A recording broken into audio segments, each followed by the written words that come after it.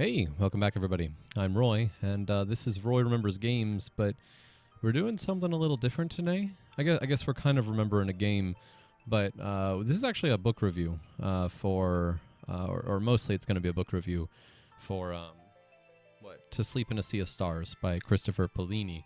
Now, I want to start this off by saying this isn't going to be like a monthly update video. You'll also probably have noticed that I haven't been uploading very frequently. I've been really busy with, like, life. so, yeah. This is just kind of going to be something fun I was able to do. I haven't been able to be on the computer. I've been able to read because I've been away from home. But I haven't been... I shouldn't say I've been away from home, but I haven't had time to dedicate to the computer. I've been moving around a lot. So, yeah. Let's get right. Oh no, bit of forewarning here. I don't like scripting or it's like writing scripts. I just kind of like winging it, yeah. So that's kind of what I'm doing here. I do have notes. They exist, but they are just notes. They're not. I'm gonna grab To Kill a King here, or Killing of a King. They're just notes. Mostly notes for like character names and a little bit of basic information so I can remember what I wanted to say. So, To Sleep in a Sea of Stars came out in September. Christopher Paolini, by Christopher Paolini, the writer of the Inheritance Cycle, which was something I greatly enjoyed growing up. But we are going to talk today about 3 different aspects of this book: the negative, the problems I had with it, the forgivable things or just random kind of things, and then finally we're going to talk about the things that I thought were positive about the book overall. This is also the part where I warn you that spoilers for this particular book. I know it's December, but the book came out in September. But yeah, spoiler warning anyway. I know not everyone's going to have been able to read it. I know probably less people will watch this than normal too. Even though I only get like 5 to 10 views per video. Anyway, nonetheless, if any of you care, there are spoilers in here. Anyway, let's get down into the nitty gritty. First off, problems I had with the book. In general, okay. The very first problem that I really had with the book overall was the way the Marines... So she finds the Xeno on the planet. The main character finds the Xeno on the planet, and when she gets off the planet, she rescues, or she finds out how to rescue some of the Marines, and they're like, "Yo, thank you for rescuing us." So she rescues these 5 Marines, or 4 or 5 Marines, and leaves 2 of them on the planet where the Xeno is found because the Major has her leg broken, and the second in command is just going to stay with the Major. So I thought this was going to be some cool plot device, first of all, but these Marines that she rescues on her ship are quite literally mentioned only one more time, just to reference the fact that they are still in cryostasis afterward. There's a very major point in the book where Kira, the main character, questions her own, not questions, but it says, "No, I am a human being, and I will not partake in cannibalism," in reference to the one Marine. It talks about how it would be okay for her to open him up out of cryostasis and eat his arm if necessary, his arms and legs if necessary, so she doesn't die, because she can't go into cryostasis. And then this is just, that's it, never brought up again. So the cannibalism thing was... So, presumably, this is supposed to be a way for the author to resonate with Kira's feelings about the fact that she's a human being and human beings don't normally partake in cannibalism. The major problem I have with this overall is the fact that cannibalism is such an extreme, and it's not really a plot device ever used again at all. I have here as a note, is this supposed to be like a reference, like a tieback for later when she basically cannibalizes the mall at the end of it? Maybe so, but I don't know. I just felt it was I felt it was over the top. I thought there was going to be something later on with her having to eat a human being. When you have something such a glaring moral, not even an ambiguity, it's just bad. Cannibalism is just generally perceived as bad by humans normally, right? Yeah. So I thought it was really weird that this is what this is just never brought up again. And just the fact that the Marines are never brought up again. Like, I thought there was going to be a cool thing where she's traveling with these Marines. No, instead we get random characters who I'm going to talk about in a little bit. Wait, what book did you want really quickly? Oh, I found the book. Okay, cool. So, then, speaking of those random characters, we have Falcone. Why? Why does she build a literal sexual relationship with a random guy on a ship she just met when there's no like hints about it except for the fact that he's the captain of the ship, and so that's kind of like what you might presume if you're writing a bad fan fiction. I don't understand why she decides to get with Falcone. She constantly references, and there are constant conversations with Gregorovich. I can't say that name, I'm sorry. Gregorovich, or just Greg from now on, where Greg is the ship mind, and the ship mind is kind of sometimes the only person who will really understand her amongst other things. But no, we're not going to talk about any of that. That's none of that is relevant because Falcone is the ship captain. It was very irrational. It was very hard for me to understand, especially because her fiance literally just died. And then she goes in and out of the sleep thing. And yeah, sure, a couple months have gone by. But I feel like even the most, like, shell-shocked, fear-induced human being wouldn't possibly, like, have that sort of reaction of, I'm going to, not Pavlov dog, but what's it called when you fall in love with someone because they saved you or whatever. That's basically what I think is supposed to be happening here with Falcone, but it just feels really forced. Nothing about it feels natural to me. I genuinely didn't like it. Next, we have talking about the Xeno in particular. I'm going to bounce around a lot. My notes aren't in order. This is just kind of a rant video kind of thing with no editing. So, yeah.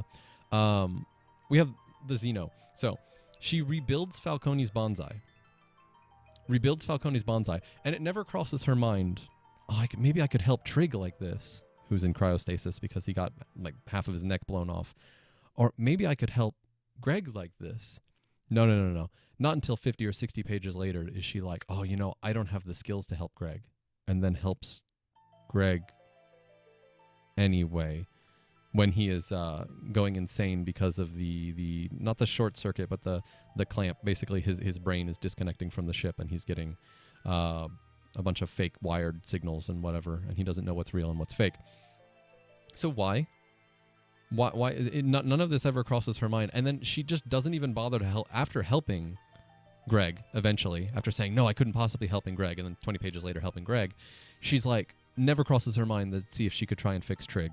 It's only at the very, very end of the book, as kind of like almost an afterthought, that the character who had the most personality returns.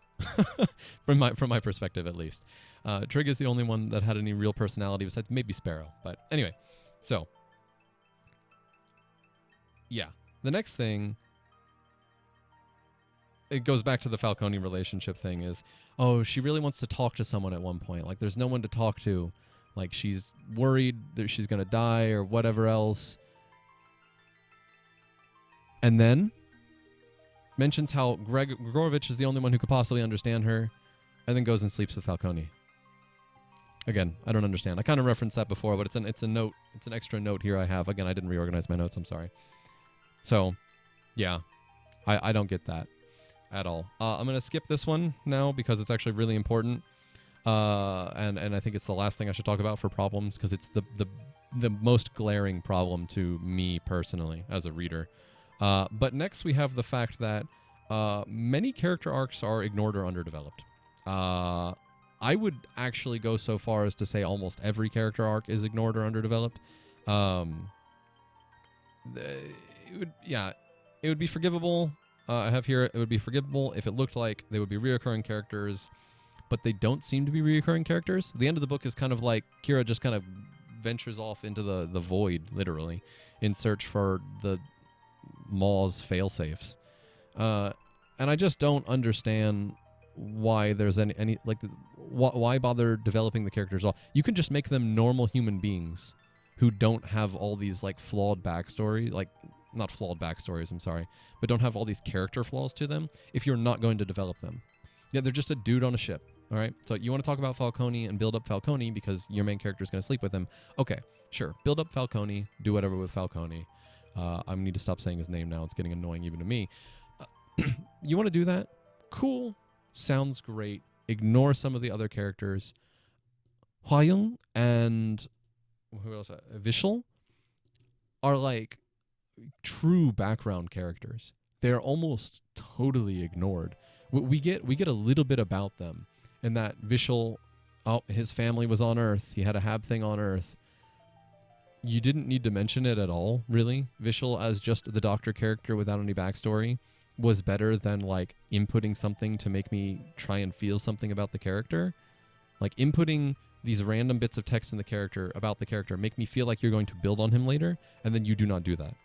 Hwayoung has this like thing where she's like, oh, I'm not going to talk about why my family doesn't like me anymore. I think it's supposed to be implied they don't like her because she's a lesbian, but it was, if that's exactly what the implication was supposed to be, it was a very light implication. It was very difficult for me to grasp. It just felt like Paolini should have focused on 2 or 3 of the characters. Greg, for instance, had a pretty good story arc. It wasn't perfect, but it was much better than like everyone else's. Like Sparrow's, for instance, was just kind of mentioned off. Like Sparrow's whole character arc was reduced to 3 pages, spread out across 200 pages. So I don't understand why that was kind of a thing. Vishal, again, like I said, didn't have one. The second in command, I can't even remember her name. If that's any what? Oh, I talked to the wrong character. If that's any consideration, the lady from Venus, basically. Yep, her daughter is still alive, and she got with the doctor, who also didn't have any character development. I guess that was their character development. Trig is explained. His character story is explained. We think we're going to build on that. And then, no. He goes in cryostasis for 400 pages. So, okay, I guess. That works. The only 2 characters with any real development are Falcone and Greg. You could have just left all the others out. Or at least done a better job of kind of like implying that there would be future books that would talk about them more. Anyway, though, that's me. Or that's that. Moving on to the next thing. So constant references to modern Christianity, but never really truly addressing it. They say Christ on a stick, and they do the sign of the cross, but what is Thule? Like, I'm sorry. If that was explained properly, please tell me why I'm wrong in the comments. I didn't catch it, though. It just felt weird to me. It's like he wanted references to religion, which makes sense, especially in a sci-fi book like this. I'm not going to knock that at all. It's very logical to me. But what is Thule exactly? And why are there constant references to modern Christianity but never addressing it? Even though we mention, like, what, the Hindu god? I think it was a Hindu god. Vishal? Not Vishal. I don't remember exactly what it was. I'm sorry. But, yeah, that was a thing. In reference to the Xeno being the god of war or whatever in Hindi theology. But I digress, because it just didn't make any sense to me. I don't understand why to have all of these things separated and spread out. Just have them say God, oh my God, or whatever else, if you're already going to have maintained that Christianity is still a modern concept, or if a different religion has taken over, you can do different things. I don't know. It just felt weird to me personally. Then we have, of course, the Staff of Blue. I think that's I think that's why is it called the Staff of Blue? And by extension, we have the Staff of Green. Thank you for names that are colors that don't explain anything. I guess they're not really supposed to explain anything, but I don't understand why the staffs are colors. You could have called it really anything else. Almost literally anything else, and it would have been a better name.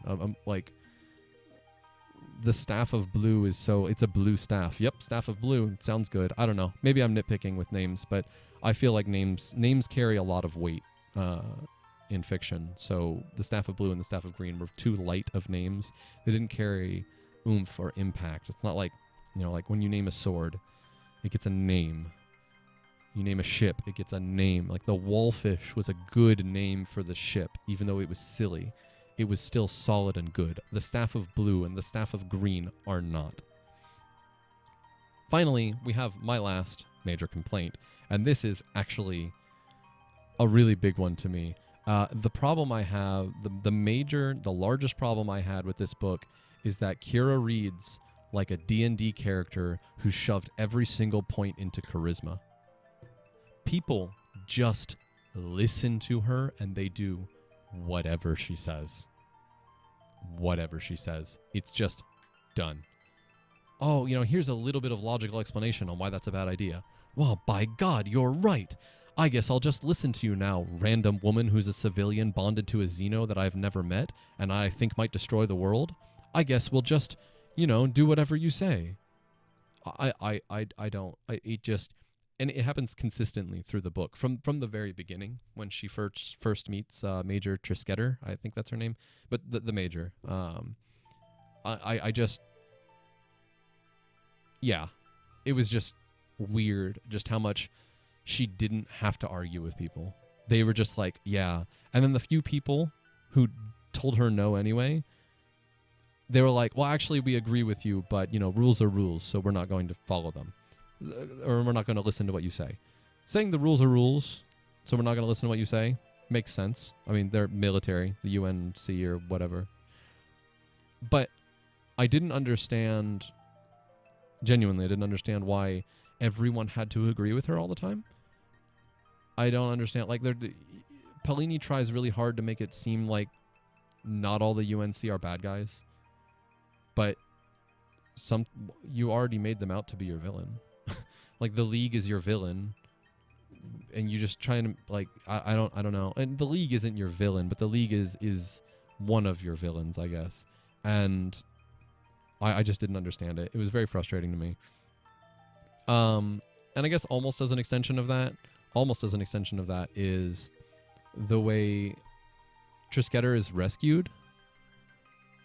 And it's just like, oh yeah, she was rescued, and did she have anything weird about her? No? Oh, okay, it must be her. I don't know. Rescued by the jellies. Suddenly she becomes a deus ex machina. She's just able to translate things with jelly technology or whatever, and all that. I don't know. It felt really weird, felt really forced. A lot of Paolini's explanations for this story felt really forced. It is his first foray into science fiction, and it's kind of been a long time since he's really written anything. A lot of maybe what I'm saying is forgivable, but it is my opinion. Anyway, that's basically going to be it for negatives now. For other things, for the second category of forgivable things and random things, it's going to be pretty short. I have 3 things.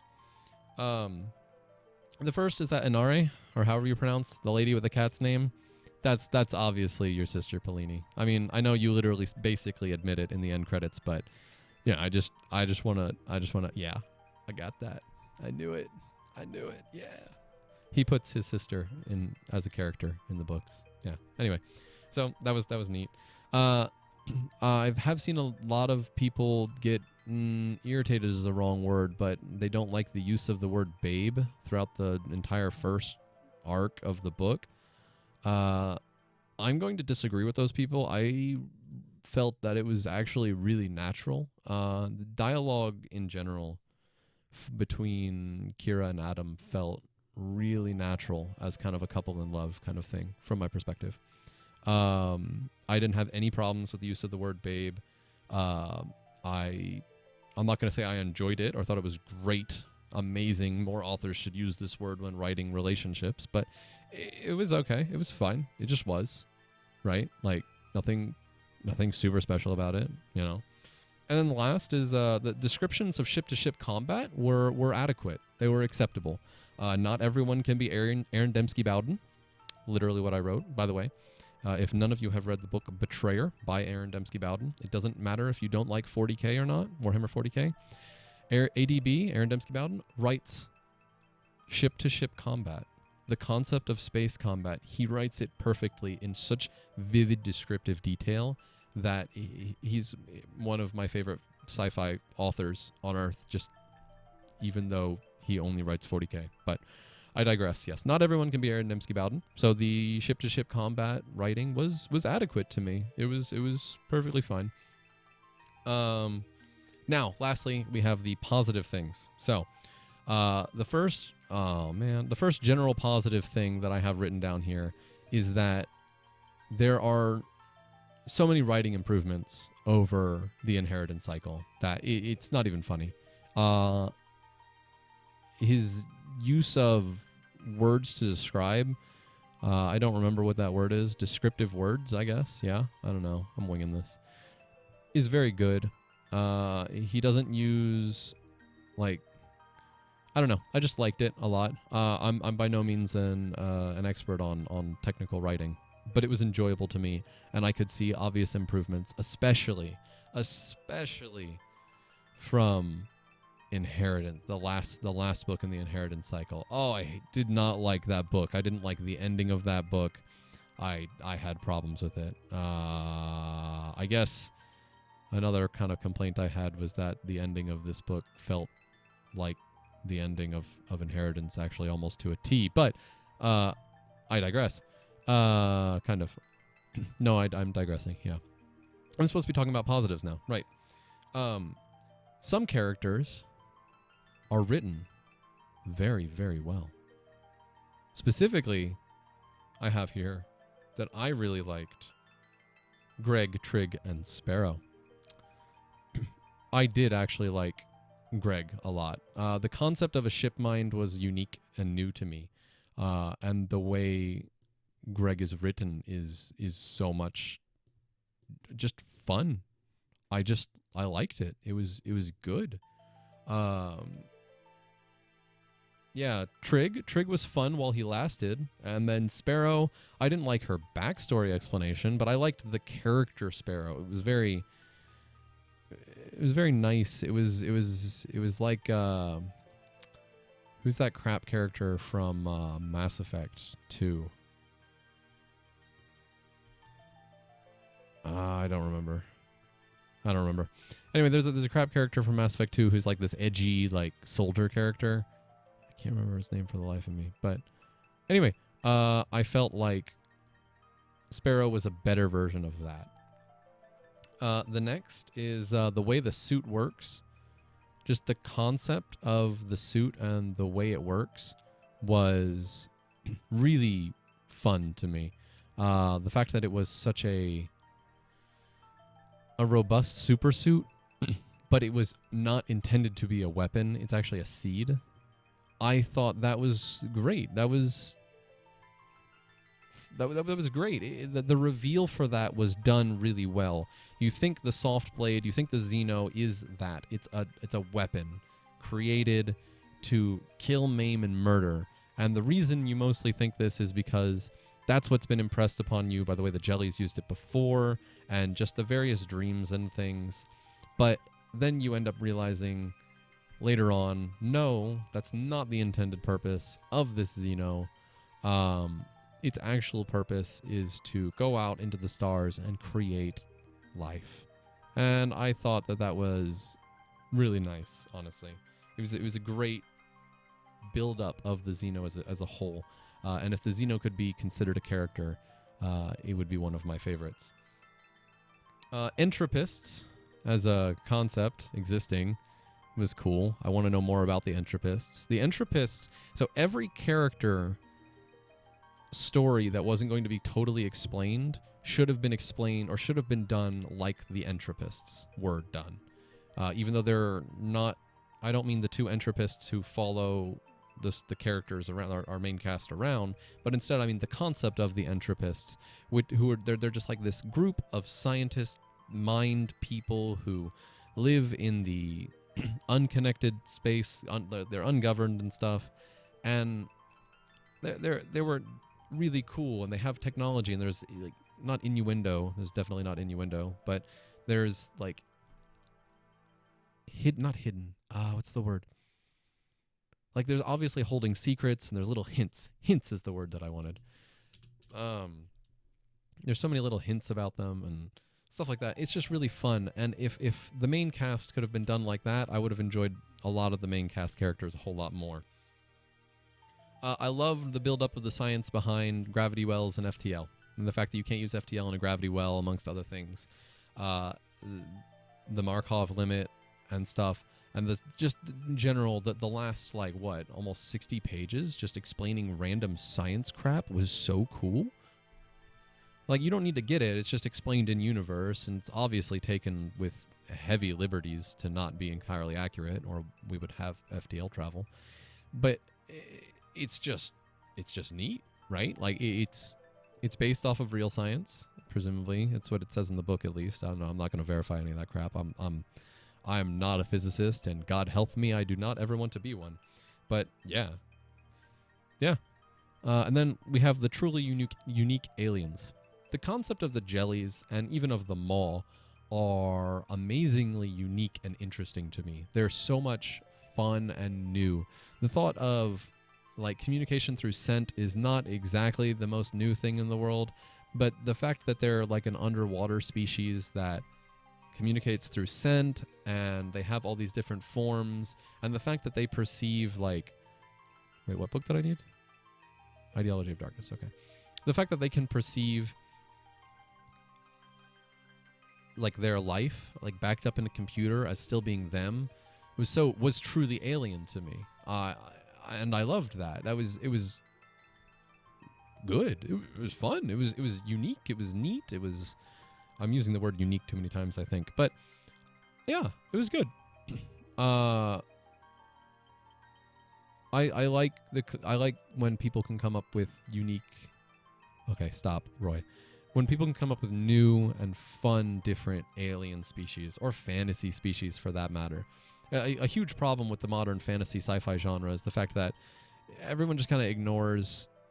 Wait, I'm going to check this. Everyone kind of ignores, like, coming up with something new. Elves and dwarves in fantasy are pretty standard. So we're just going to stick with them, and then, oh, heavens no, in sci-fi, we can't come up with anything else, because the last time we did that, we just gave them giant breasts for no reason. And yes, I'm looking at you, Mass Effect. There it is. So, I'm going to grab that first. So yeah, the fact that they're just so vastly different, almost inconceivably so, and the fact that they have no identity unto themselves necessarily was fun. It was nice. It was really good. They're true aliens. The Maw as well is a true alien entity. The fact that it descends, or it was created through the Xeno, through the soft blade or the seed or whatever, is interesting, but it's just vast difference from being that entity. Was written very well as well.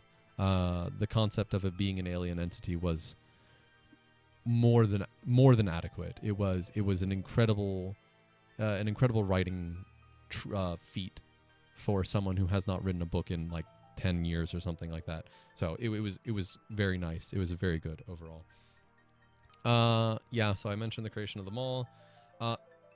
Also something I liked, which I think will be a little bit of a something people might disagree with me on, especially because who doesn't love space politics, right? I mean, I love space politics. But anyway, the fact that space politics was ignored because the characters didn't really care for it was something neat. It was like space politics was used as a way for... it was more like a plot device of, because none of the characters care about it, it can be used to explain why the UNC doesn't do things or is irritating to the cast of characters. it also allows for, Paolini to get away with not bothering to explain things in full detail because the cast doesn't know even or understand how it functions. I liked that overall. It's pretty different. Normally people try and give too much detail into a political system that they fail to build properly. So the fact that it's ignored, and the plot reason for that is because you're following Kira, and Kira doesn't know or care, is good. It's a smart tactic. Was a good writing decision from my perspective. Yeah, that's the last one. So, let me know what you think of my very spoilered review. It was very sporadic, I know that. But hey, this is how I do things. For that reason, I don't expect people to like the video. But, that's fine. This is how I like watching videos. I don't like watching a lot of structured videos. Yeah, that's it. That's that. So in any case, we're at the end. So I hope everyone has a good day, has a good life, and I truly hope everyone stays safe with all the COVID stuff still going around. So, yeah, bye everybody.